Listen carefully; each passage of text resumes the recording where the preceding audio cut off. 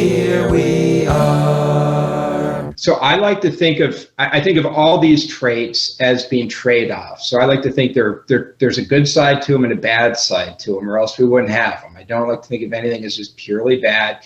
Neuroticism is threat detection. So people who are neurotic are really good at detecting threats. Now, Woody Allen, who played a great neurotic, was really good at detecting physical ailments that he didn't have, relationship problems he didn't have. When his world was going right, he found enough problems that he just made it start going wrong.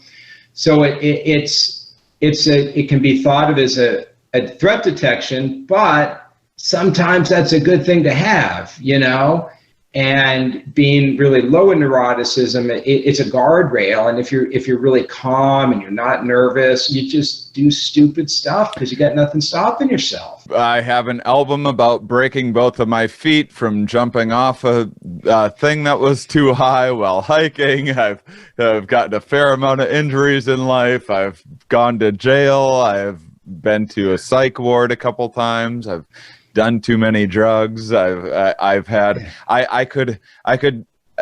would have definitely benefited from a pinch more fear throughout my life. I mean, so fear is a guardrail.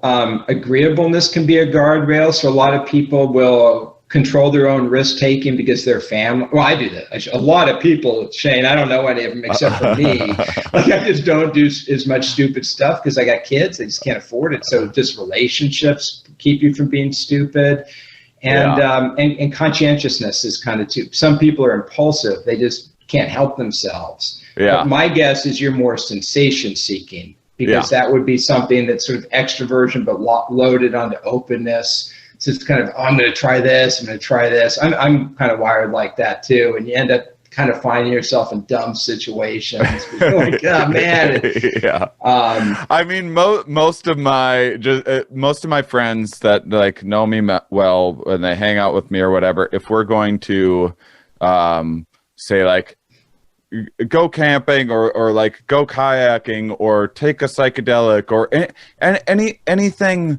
anything that's even slightly adventurous, if I say so, I usually take charge in those sorts of situations. I'm not a take charge type of guy, but I can turn that on when I need to, and most people that know me, I make them nervous, and they're usually like, take half of whatever Shane does, or you know, if Shane says to like go down this rapids or whatever, let's ask some other people if it's safe first. You know, that tends to be the case. Yeah, that is high sensation seeking. Now, notice the difference between the two of us is my beard is gray.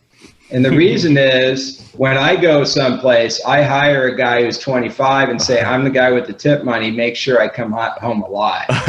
Because I'm not, I can't do that. So, I really will just I will protect myself, because that's the risk. And again, you're not impulsive. It's probably a bit of just, it's fun, it's sensation seeking, and you end up doing things that you get over your skis, I guess is what we used to. Maybe that's a good Wisconsin saying. You get out over your skis a little bit.